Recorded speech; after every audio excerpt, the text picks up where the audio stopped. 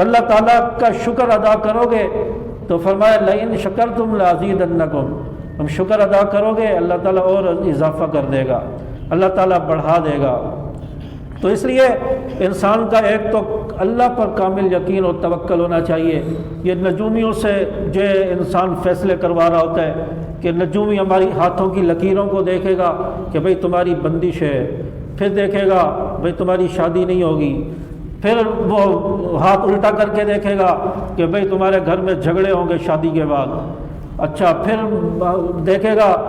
کہ ہمارے گھر میں یہ مسائل ہیں، ہاں تمہاری فلاں جو خالہ ہے انہوں نے تمہارے اوپر بندش کی ہوئی ہے، اب وہ خالہ کے پیچھے پڑ جائیں گے، پھر خالہ پھر اس نجومی کے پاس جائے گی، پھر اس کو آپس میں لڑوا دیں گے۔ تو یہ سارے جھگڑے خاندانی یہ اسی طرح ہی تو ہو رہے ہیں، یہ نجومی تو سارے کروا رہے ہیں، یہ جعلی عامل بیٹھ کر یہ سارے کچھ کرا رہے ہیں۔ تو بھائی صرف اللہ پر کامل یقین کر لو۔ اللہ کے ساتھ اگر انسان کا تعلق بن جائے،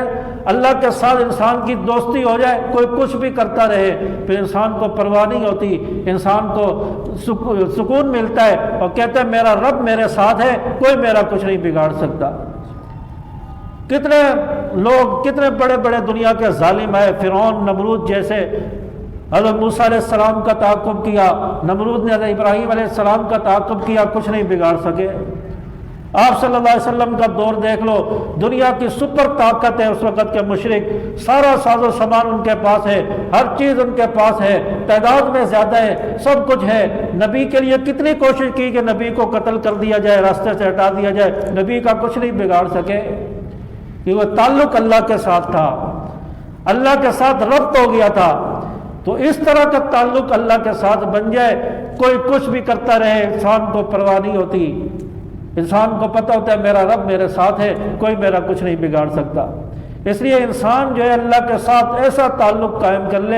ایسا تعلق بنا لے، ایسا یقین بنا لے کہ میرا سب کچھ ہوگا تو اللہ سے ہوگا، نہ کوئی عامل کچھ کر سکتا ہے، نہ کوئی پیر